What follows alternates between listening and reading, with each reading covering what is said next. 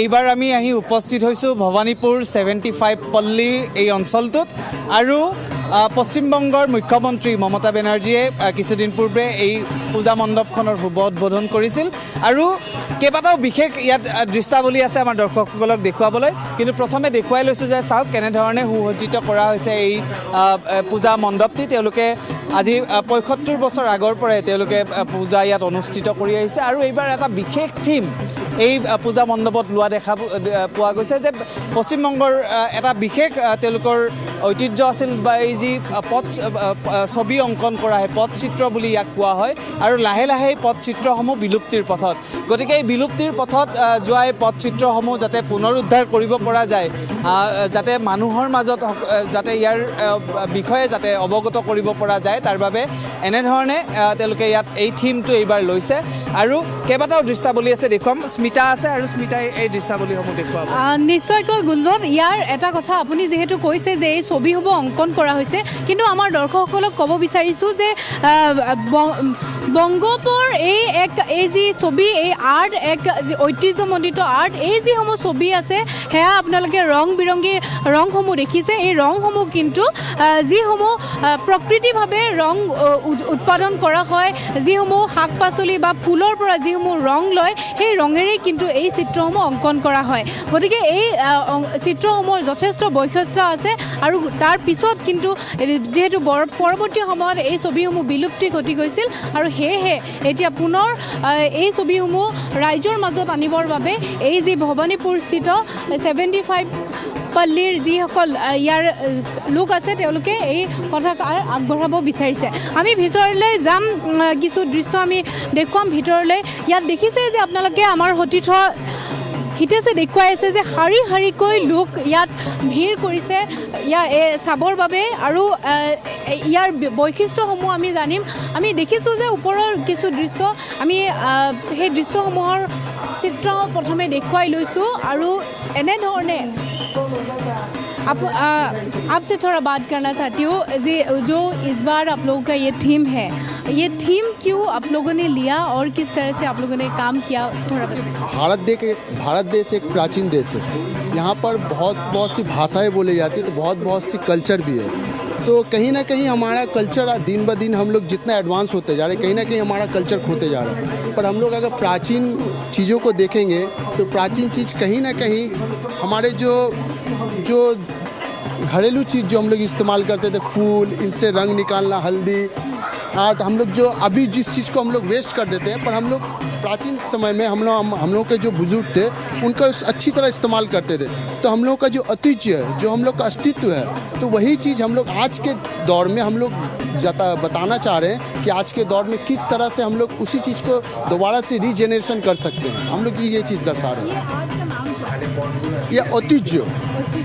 और आप लोग इतना काम किया है, इतना आर्ट किया है, ये कहाँ से कौन आके आर्ट किया, कौन शिल्पी आया है? ये हमारा एक शिल्पी है, की नाम पोशांतो पाल जिनका नाम है, उन्होंने ये कार्य किया है। बहुत ही सुंदर कार्य किया। आप देख रहे हैं चारों तरफ, जैसे कि कुर्ती के ऊपर में पेंट किया हुआ है, आपके ऊपर थाली के ऊपर पेंट किया हुआ है, जैसे पुराना कल्चर हम लोगों का था, पहले था, तो उसी तरह से हम लोग पूरा इस जगह को दर्शाए हैं। बहुत सारा आर्ट किया हुआ है, तो कितना दिन समय लगा इस मंडप को? देखिए, एक्चुअली पूजा तो हम लोग पूरा साल भर ही हम लोग इनके लिए लगे रहते हैं, पर दरअसल ये कार्य एक्चुअली तकरीबन 3 महीने से चल रहा है, जिसका अंजाम अभी आप देख पा रहे हैं कि दर्शक जो अभी भीड़ लगाकर इंतज़ार कर रहे हैं बाहर पर भी, तो इसी खुशी को देखने के लिए। पर इसके पीछे बहुत मेहनत रहता है हम लोगों का सारा साल। सीएम आके ये इनोग्रेट करके गई है और सीएम ने कुछ बोला है कि ये आर्ट जो है अभी विलुप्त हो जा रहा है, तो फिर आप लोग रिवाइव करने के लिए ये नया आप लोगों ने थीम लिया है, तो आगे कुछ किस तरह काम करेंगे, कुछ ऐसा बोला? देखिए, सीएम का जो भावना है हम लोग उनको सम्मान करते हैं और पश्चिम बंगाल में पश्चिम बंगाल में हम लोग गर्वित है कि भवानीपुर 75 पल्ली इसको दर्शाया है और सीएम ने जो कहा उसी को हम लोग फिर से आगे इसको इम्प्लीमेंट करेंगे फिर से, जिससे कि और भी लोग जो पश्चिम बंगाल इस कल्चर को जाने ज़्यादा से। নিশ্চয় আৰু এয়া পটচিত্ৰসমূহ আমি দেখুৱাইছোঁ ইয়াত কেনেধৰণে অংকন কৰিছে সৰু সৰু কলহৰ পৰা আৰম্ভ কৰি আৰু বিভিন্ন ধৰণৰ বেগ কাপোৰ সকলোতে এই চিত্ৰসমূহ অংকন কৰাৰ চেষ্টা কৰিছে আৰু খুব ধুনীয়া কাৰণ আমি এনেকুৱা যিসমূহ ইউনিক পূজা মণ্ডপ আছে সেই মণ্ডপসমূহ আমি দেখুৱাই যাম কলকাতাৰ পৰা, কিন্তু গুঞ্জন আছে আৰু গুঞ্জনে আন আন দৃশ্যসমূহ দেখুৱাব। প্ৰথমে দেখুৱাব বিচাৰিছোঁ যি মূল মূৰ্তি দুৰ্গা মাৰ ইয়াত প্ৰতিষ্ঠা কৰা হৈছে আৰু মূল মূৰ্তিলৈ যোৱাৰ সময়ছোৱাত যি ইয়াত দৃশ্যাৱলী দেখিবলৈ পাব সঁচাকৈ এক মনোৰম পৰিৱেশ। আৰু মই তেওঁলোকৰ পৰা সবিশেষ মই জানিবলৈ চেষ্টা কৰিম, সমান্তৰালভাৱে মই দৃশ্যও মই দেখুৱাই গৈছোঁ। ইয়াৰ যি সম্পাদক তেওঁ আমাৰ সৈতে আছে। बताइए कि बजट कितना है इस पंडाल का इस साल? बजट इस पंडाल का बजट है 40 लाख।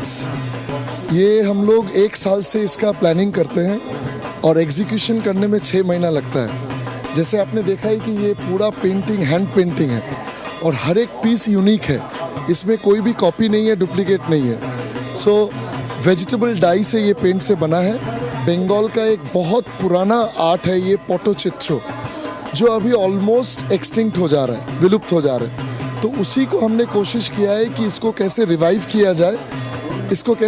किया जाए और ये वर्ल्ड के सामने इस आर्ट को, क्योंकि आप लोगों को पता ही होगा कि इस बार यूनेस्को का हेरिटेज हम लोग को टैग मिला है कोलकाता दुर्गा पूजा को, तो इसीलिए बहुत फॉरेनर्स, बहुत फॉरेन डेलीगेट्स, बहुत डिप्लोमेट्स आ रहे हैं हमारे कलकत्ता में।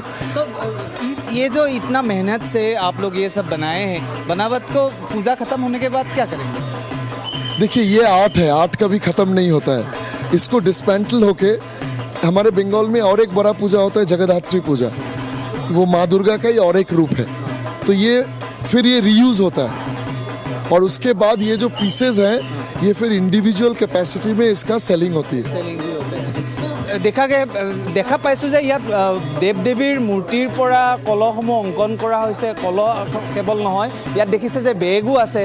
यहाँ देखे गए हैं कि हर एक सामान यहाँ पे रखे गए हैं, सभी हैंडमेड है या जी मैं आपको बताता हूँ कि पटचित्र जो ऑथेंटिक पटचित्र है वो बनता था तार का जो पेड़ होता है, उस पेड़ का जो पत्ता होता है उसमें होता था पहले ज़माने में और मिट्टी के थाली में होता था। पर वो ये जनरेशन, अभी का जो जनरेशन है वो उसको एक्सेप्ट नहीं कर पा रहे, तो इसीलिए उसका एक कॉन्टेम्प्ररी वर्जन हम लोग देने की कोशिश किए हैं कि ये फॉर्म ऑफ आर्ट आप किसी भी चीज़ में यूज़ कर सकते हो। जैसे आप देखेंगे माँ दुर्गा के ऊपर जो हैंगिंग मटेरियल है वो दरवाज़ा है, वो आपका खिड़की है, तो आप खिड़की और दरवाजे में भी ये पेंट कर सकते हैं। यहाँ पर तेल का गमला है, ऑयल ड्रम्स है, उसमें है, पंखा में है, कुर्ता में है, साड़ी में है, बैम्बूज में है, एनीथिंग। मतलब टोटल एक रिसाइकलेबल जो प्रोडक्ट्स होते हैं, जो चीज़ हम फेंक भी देते हैं, आप उसमें भी देखेंगे। यहाँ देखिए आप टूटा हुआ कुर्सी है। এইখিনি দৃশ্য হিতেছে যদি দেখুৱাই, ইয়াত দেখিছে যে প্লাষ্টিকৰ ভগা চকী ইয়াত আছে আৰু সেই চকীসমূহতো এনেধৰণে অংকন কৰিছে, আৰ্ট কৰিছে। ये कुर्सी हम लोग का क्लब का हम लोग फेंक दे रहे थे, आर्टिस्ट ने बोला ये हमको दे दीजिए, मेरा काम पे आएगा, इसी को उसने काम में आ गया। इसीलिए बंगाल फेमस है, creativity, cultural capital of India बोला जाता है बंगाल को, इसीलिए। ধন্যবাদ জনাইছোঁ। আৰু আমি ইতিমধ্যে পূৰ্বৰ সম্প্ৰচাৰত আমি কৈছোঁৱে যে ইউনেস্কোৰ কালচাৰেল হেৰিটেজ হিচাপে ঘোষণা কৰিছে কলিকতাৰ দুৰ্গা পূজাক।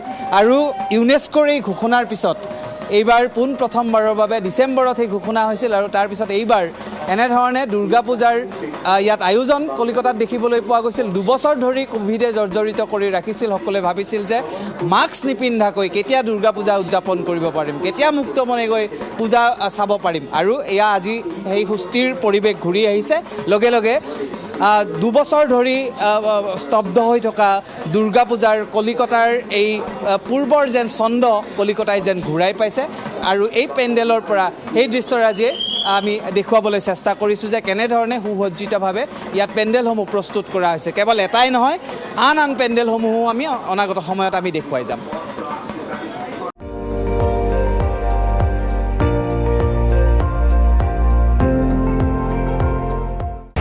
আপুনি চাই আছে ND24, সৰ্বশ্ৰেষ্ঠ নহয় সৰ্বোত্তমৰ দৌৰ।